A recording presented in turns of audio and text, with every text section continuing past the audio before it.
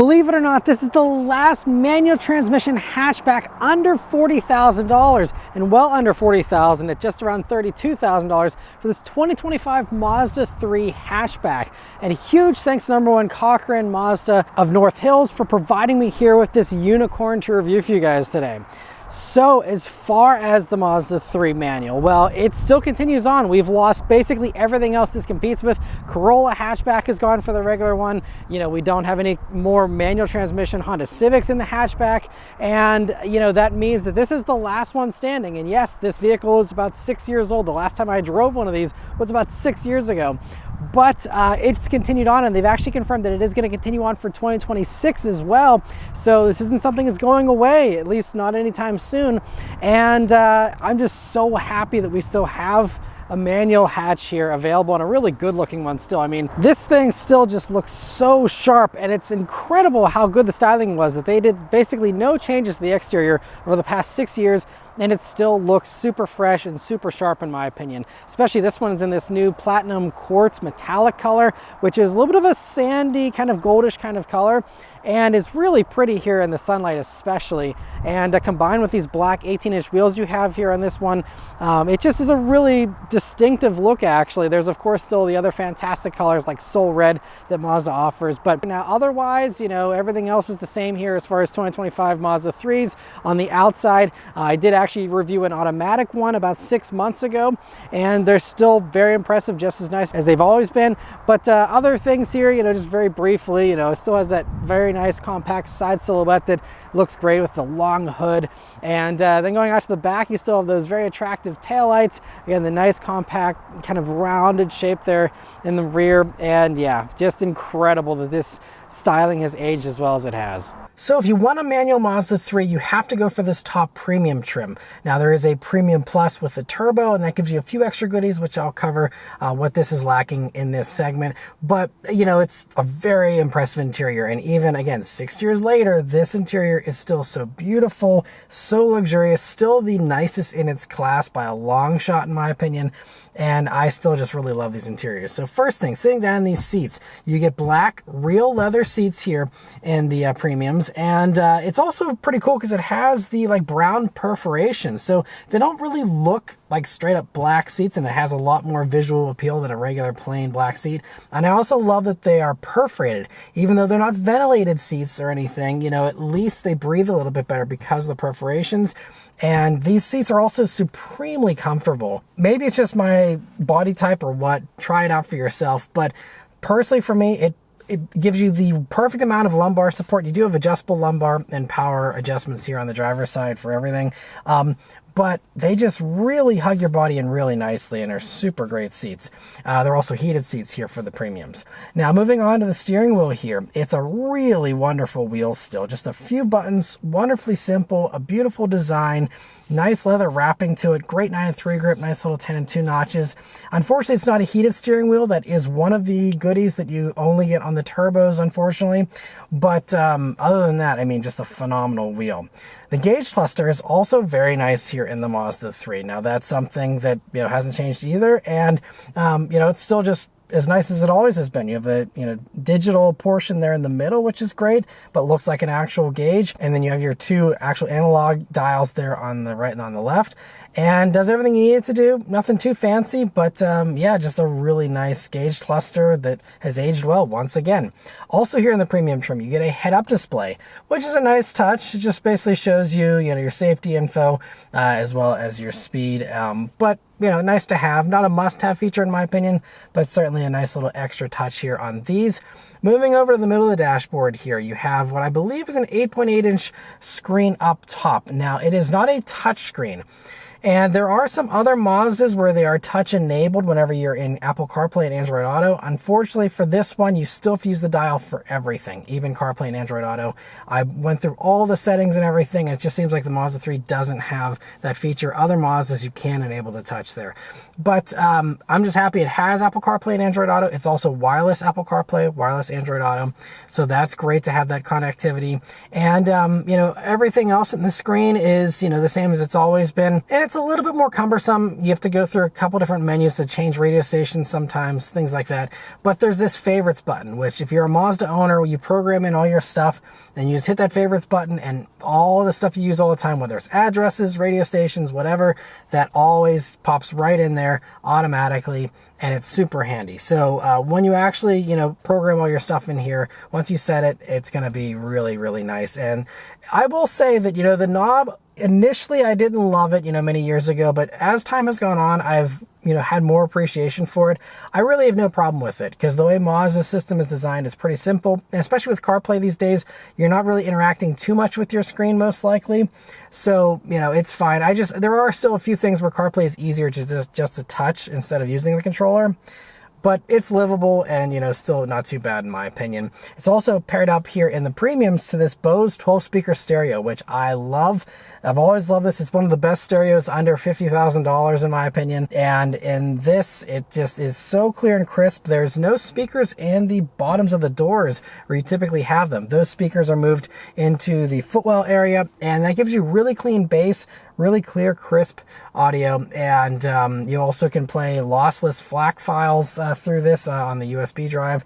And so, I mean, just really a top-notch stereo. If you're into music, the Mazda 3 is going to probably be one of the best ones out there as far as that goes. Although some of the other competitors do have very nice Bose systems as well these days, like the Civic Si. Coming down though, you also have you know, just nice little dials here to change the climate controls. Just a few buttons, so wonderfully simple, but everything you need. And I just love that we have knobs and buttons still. Below that, you will see a newer wireless charging pad you have here. It used to be in the center armrest, so thankfully now it's out in the open here.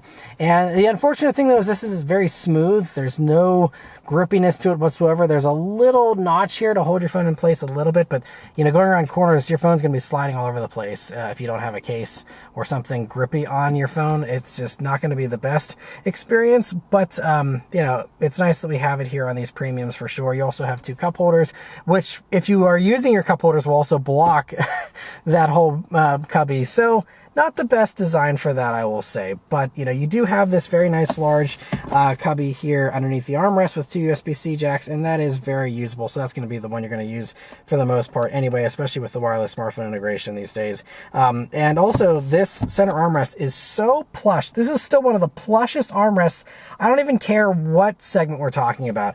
I mean, there's high-end luxury vehicles that have less comfortable armrest than this does. I mean, even the elbow points here, I mean, it's all like memory foam. You even have padding down by your knees. I complain about BMWs and Audis and Mercedes that don't even have padding down at your knees, and this has that, and it is so nice when you're cruising on the highway with cruise control on to rest your knee on there.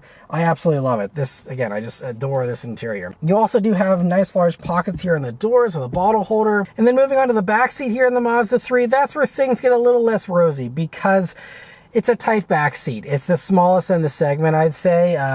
Pretty clearly, and you know, I'm 5'9", me sitting behind myself. I have about an inch or maybe an inch and a half of legroom to spare there. And headroom is pretty okay, so that's not too bad. But you know, if anyone up front is 6 feet or taller, you're probably not gonna be able to use that back seat for adults. You know, it's just really tight, and that's the only thing I think that they could improve for next generation. Leave everything else the way it is, just make the back seat and the trunk space also larger. But other things, you know, you also don't have any air vents there for the rear passengers. It's a small car, not a big deal. And you do have pockets in those doors though, and also a full down center armrest with cup holders built into it.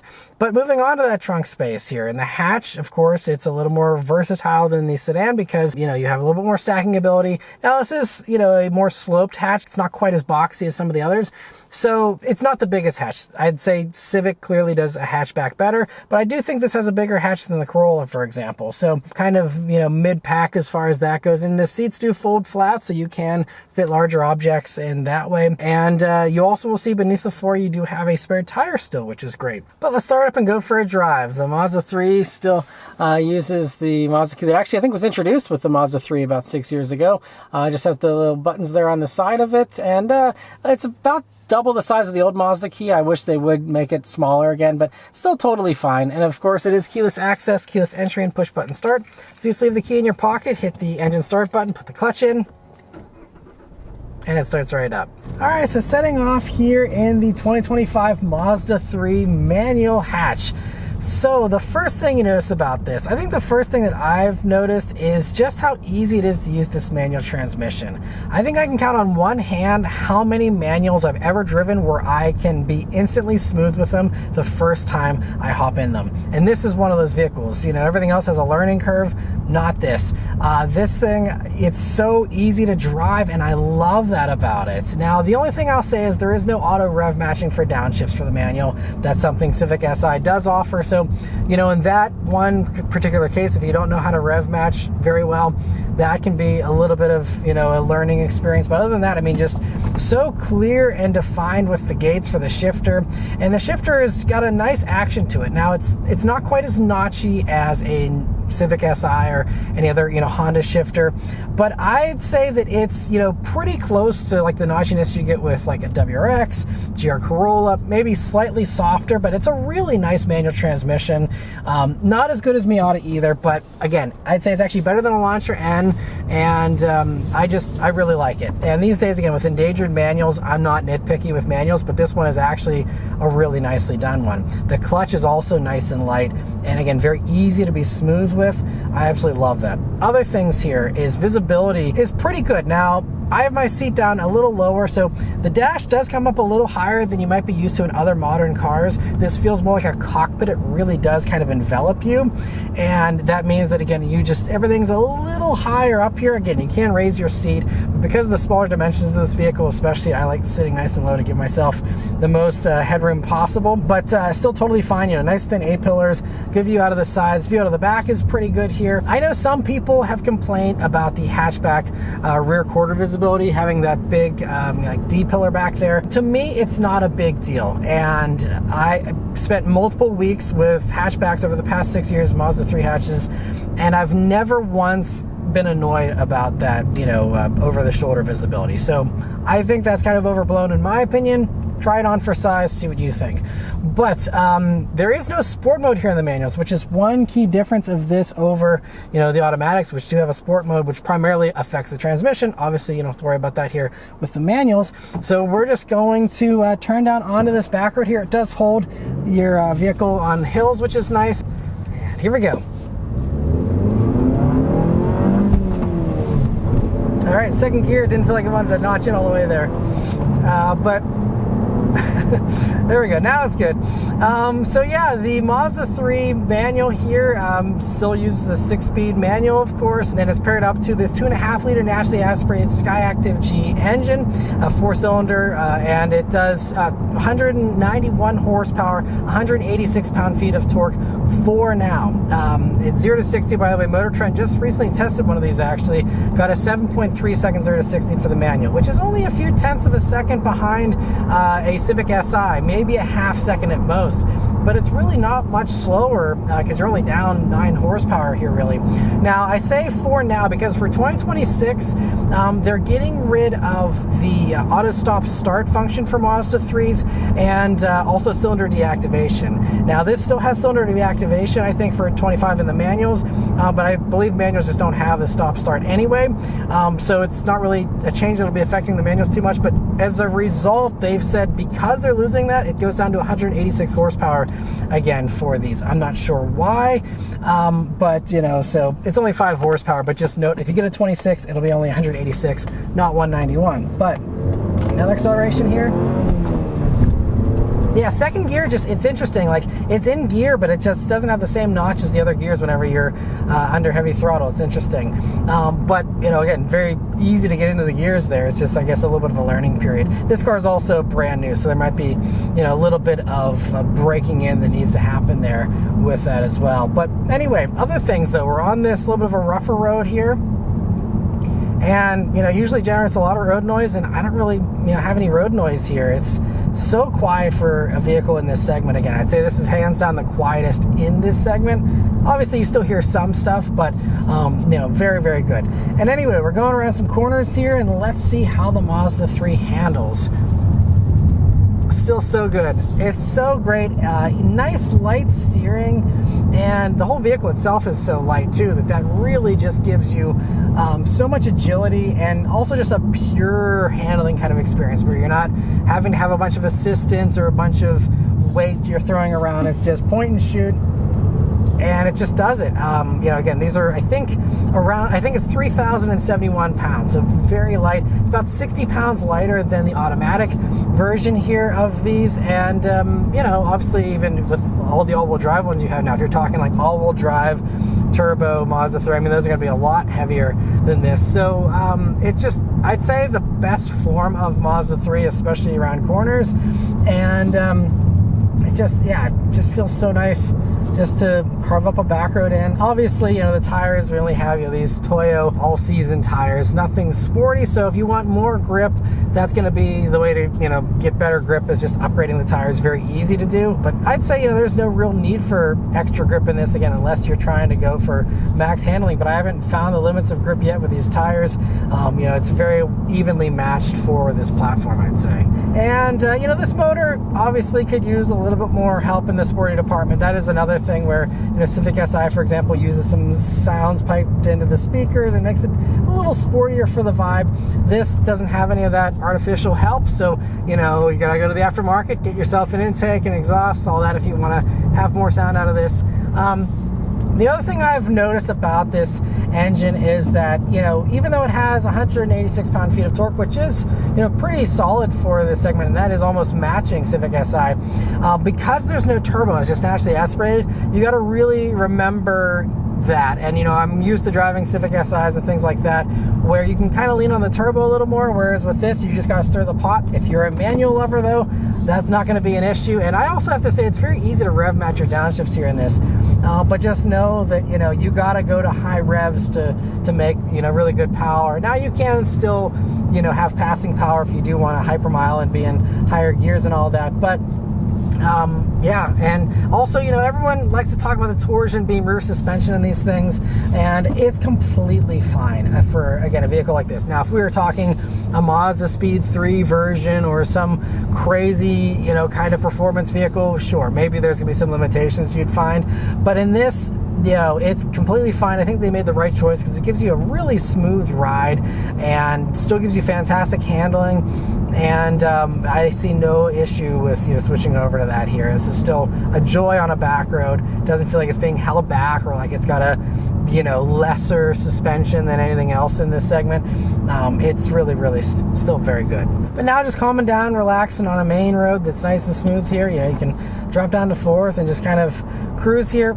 And it's, got this kind of duality to it where it can be just very nice and relaxing, but at least it's more engaging, with the manual here. But it gives you a very, grown-up kind of experience. You can turn on this awesome Bose stereo and just cruise. But because, we still have, good amount of power here, it is still very nice. As long as you're, I'd say, above, 2250, 2000 RPMs, that's, where you really want to be if you want to have enough power to not have to downshift and, get moving. So, because, below 2, it's a little slow sometimes. So this, you can feel a little slow in this, and I really can't say that I've found that as often in the SI for sure. So the turbocharging does have its advantages, but this NA motor, it's going to be hard to beat too. I mean, this thing is a proven motor. It's very solid. Going to run forever most likely, and just, it's a really good engine. So no complaints with that. I think I'd be totally happy with this still, and especially, again, you get a little bit of aftermarket help to make it a little more exciting, and I think, it'd be something to be completely happy with, even if you're an enthusiast on the sportier side. Merging onto the highway here. Yeah, this thing, I have no complaints with the power. It is another one of those vehicles where it's fun to drive it fast because you got to work hard at it. I mean, it's not a pain or anything. It's engaging. Once again, it's just something where, it doesn't just do it without thinking. You actually have to put some effort into it in a good way, and it's rewarding effort. And it's just, a really nice car to drive hard. It's a nice car to drive in a relaxed manner. It's just, a nice car to drive all around. And out here on the highway, I want to test out, 6-gear pass. So we're at 65, we're going up to 70 here. And yeah, I'm like half throttle and I can still easily pass without any issue there. And you of course can drop down to fifth like any normal person driving a manual if you do want to pass more quickly. But it does actually have passing power here on the highway, so that's very nice. Other things here to note. Now, while we're on the highway, obviously a little more road noise, but still not too bad.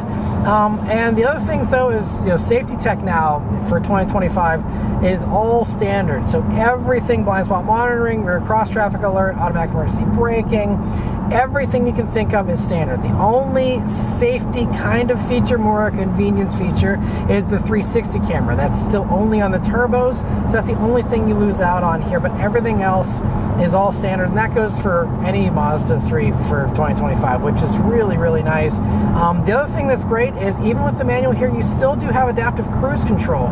That's something that, others were a little iffy about whether or not you could have that in the past. Now, at least with this, you've had the, adaptive cruise here along with the manual. And that's certainly, a nice little touch on long highway drives. Yeah, and the other thing to mention safety-wise is, these still are such great performers as far as the IHS's, top safety picks and, crash testing. Mazda's always, very, very good with their crash testing, and, Mazda 3 is still, a vehicle that ranks very highly as far as all that as well. Fuel economy for the Mazda 3 here is rated at 26 mpg city, 36 on the highway, and 30 combined for the manual. That's actually one better mpg for the highway compared to the automatic actually, but on the city you lose 1 mpg. So a little bit of give and take there. But I'm only driving this vehicle for a couple hours here, so I don't have enough time to make a good fuel economy estimate here based on my own driving. But what I can say is whenever I spent a week with the automatic version about 6 months ago, back in the early spring, I was averaging right around 27 mpg. I have no doubts that this could also hit that, and maybe even be a little bit better, maybe a little bit worse, but I think you can hit those estimates very easily. And again, having a naturally aspirated engine means it's not going to skew your data as much as some of these other turbo vehicles where you get on the turbo a lot and you push a little harder, and that fuel economy can sometimes plummet as a result. So I think that's pretty straightforward estimates there for that. And then the last thing to mention here though is the pricing and how it compares to the competition. So let's get into that. So as far as pricing goes, if you want the manual, you have to go for the premium trim, and they start at $32,035 for 2025, with pricing going up to $32,685 for the 2026 model year. And despite the rarity of these manual Mazda 3s, #1 Cochrane is amazingly offering a discount still, with an as-tested price of this 2025 with the premium paint and some accessories coming out to $32,309. And if you're interested in this car, definitely do not wait, because they told me they only get about 3 to 4 of these each year and you can't order them, so it just comes down to whatever dealers get allocated.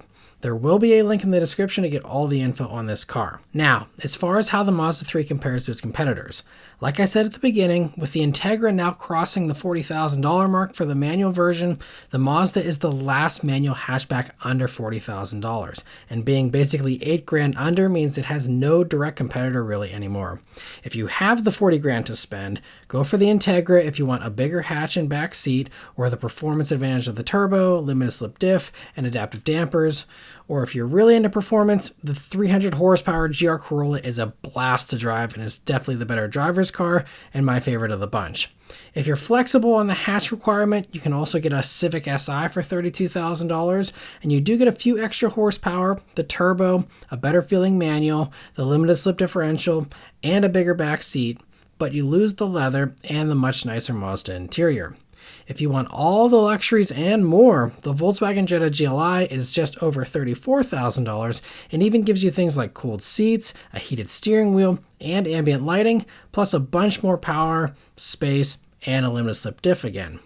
But the interior still doesn't feel as plush as the Mazda. You also get a 1-year shorter powertrain warranty, and the Jetta also doesn't perform as well in crash tests.